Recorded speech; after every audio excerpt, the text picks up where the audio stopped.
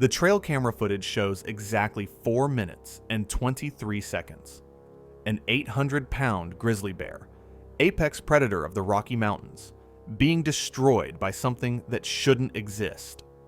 Wildlife researcher Rick Hall captured it on October 19, 2023, in Montana's Dead Horse Gulch. What happened in those 4 minutes would make him abandon his career, burn his research notes, and refuse to ever return to that valley. The creature didn't just kill the bear, it broke it, deliberately, like a lesson. Then it looked directly into the camera, and it knew Hall was watching. This is what the footage shows.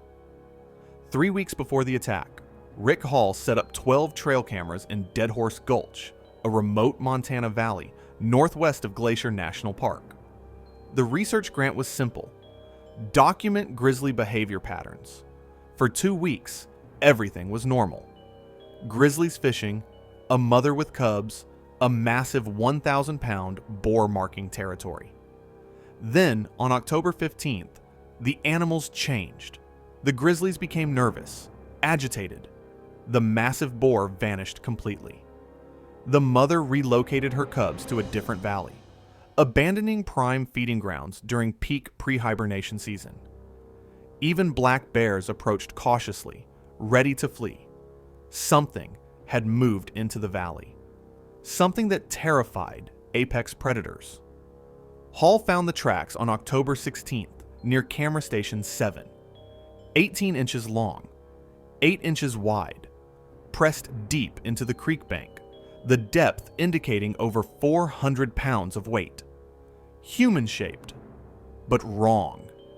He found hair samples on a broken branch 9 feet off the ground. Coarse, dark strands that matched nothing in any wildlife database. Hall deployed his military-grade night vision cameras at the creek crossing. 3 nights passed. Nothing. Then, October 19th, 2:47 a.m., both cameras triggered simultaneously.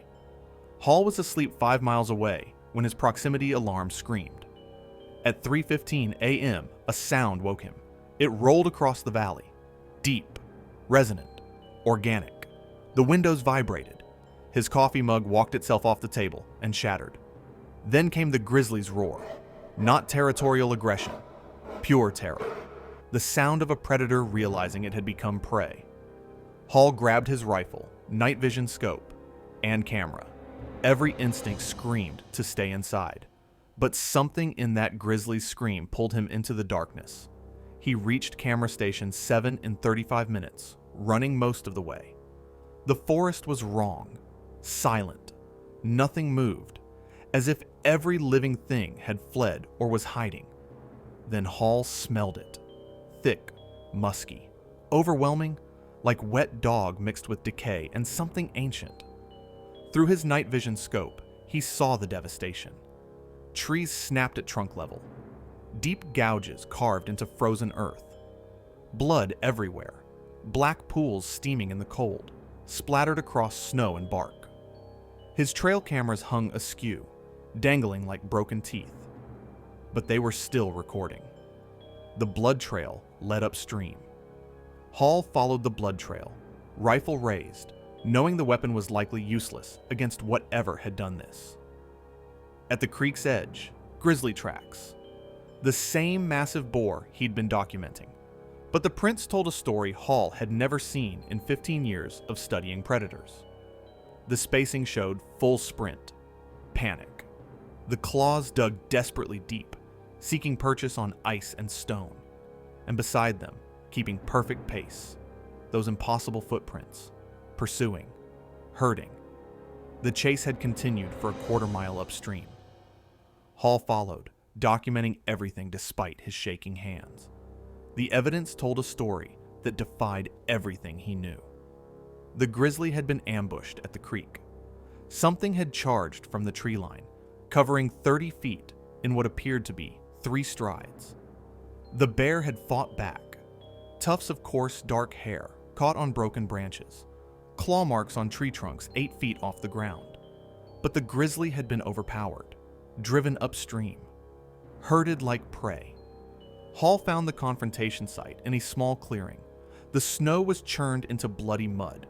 A grizzly's claw, 3 inches of curved keratin, lay severed in the mess. Trees bore impact marks where massive bodies had slammed into them. And in the center, a single perfect handprint pressed into pine bark at a height of 9 feet. 5 fingers. Opposable thumb. But the palm was twice the width of any human hand Hall had ever seen. He was photographing the print when he heard breathing. Deep, rhythmic, coming from the darkness beyond the clearing. Hall froze, finger on the trigger. The breathing stopped. Silence stretched. Then movement. Not the crashing charge Hall expected, but deliberate, measured approach. Branches snapped with calculated precision. Whatever it was, wanted him to know it was coming. Through his night vision scope, Hall swept the forest. Nothing. Then, at the edge of his peripheral vision, a shape. Upright. Massive. Standing perfectly still between 2 pines. He swung the scope toward it.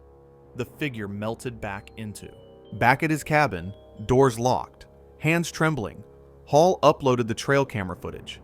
He fast-forwarded to 2:47 a.m.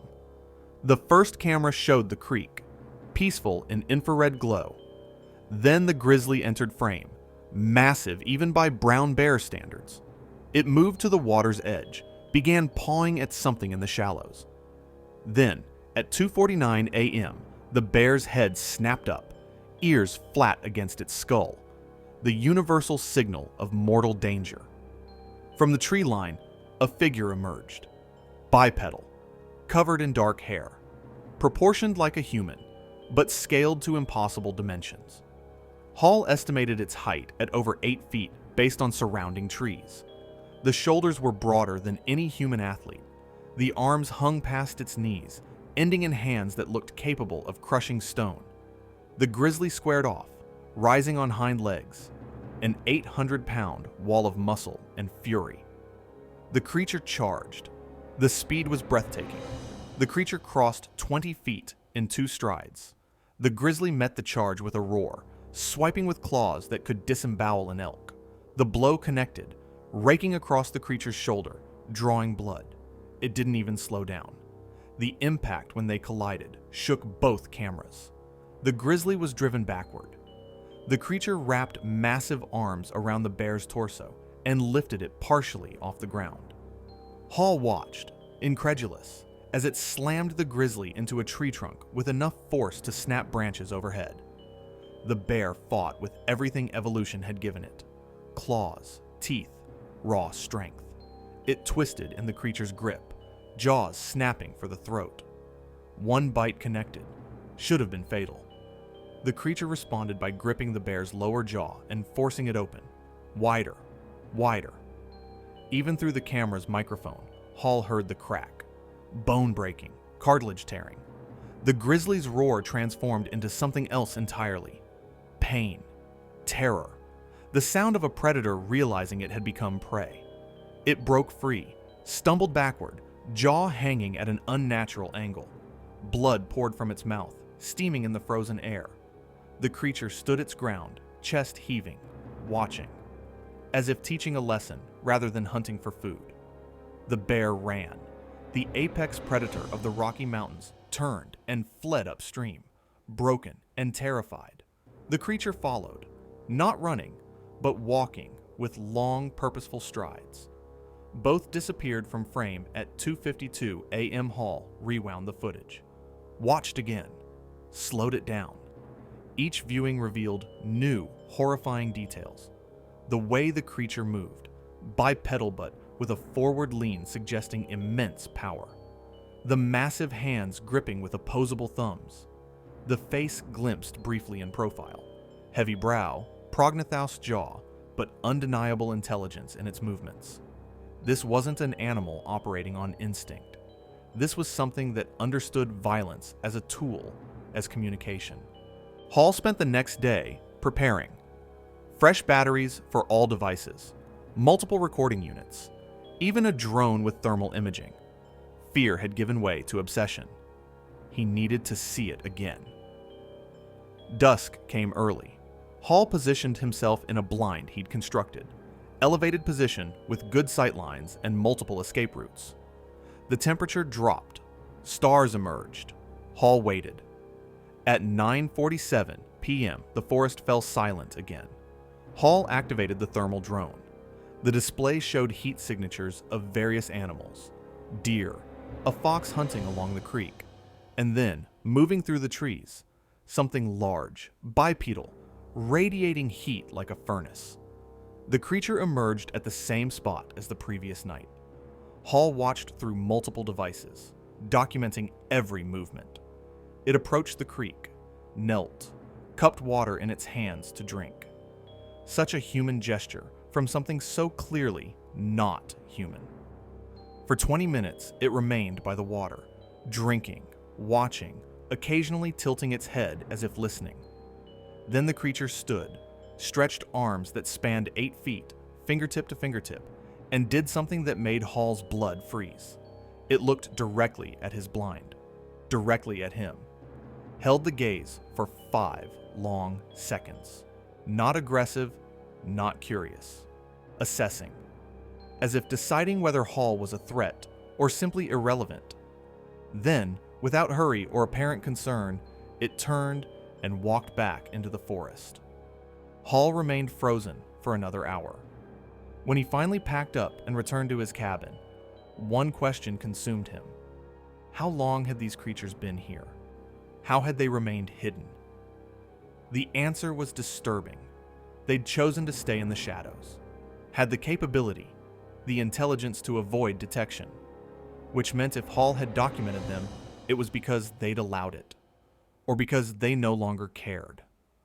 The next morning, Hall packed his equipment and evidence. As he hiked out of the valley, he found one final piece of evidence. On a tree beside the path, at the exact spot where the trail left the valley. A handprint. Fresh, deliberate, pressed into bark at human height, not 9 feet up, at eye level. A message, a farewell, or a warning. Hall photographed it, then continued walking. Behind him, the valley settled back into ancient rhythms.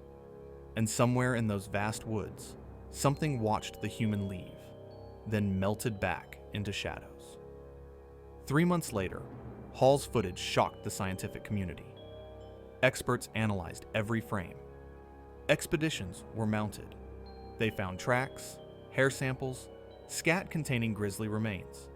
They found trees marked at incredible heights, but they never found the creature itself. The grizzly from the video was discovered 2 weeks after the encounter, alive, but permanently disfigured. Its jaw had healed crooked, and it never returned to the valley. Even an apex predator could learn new fears. Hall published his findings, became the face of cryptozoology's evolution from fringe theory to legitimate research. But he never shared everything, never mentioned the intelligence in that final gaze, the deliberate nature of the farewell handprint. In his final journal entry, Hall wrote, "We've spent centuries pushing into every corner of the wilderness, certain we'd cataloged every large predator. But the forests are deeper than we know, older. I was allowed a glimpse behind that veil. The footage proves these beings exist, but it doesn't answer the real question. Now that they've shown themselves, what comes next?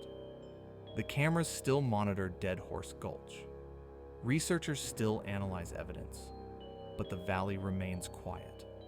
And somewhere in those vast Montana wildernesses, something walks upright through the darkness. Something that destroyed a grizzly bear as a lesson. Something that looked a human in the eye and chose to walk away. The footage exists. The evidence is real, but the creatures themselves remain what they've always been. Shadows between the trees, masters of a wilderness we've only pretended to conquer. And they're still out there, watching, waiting.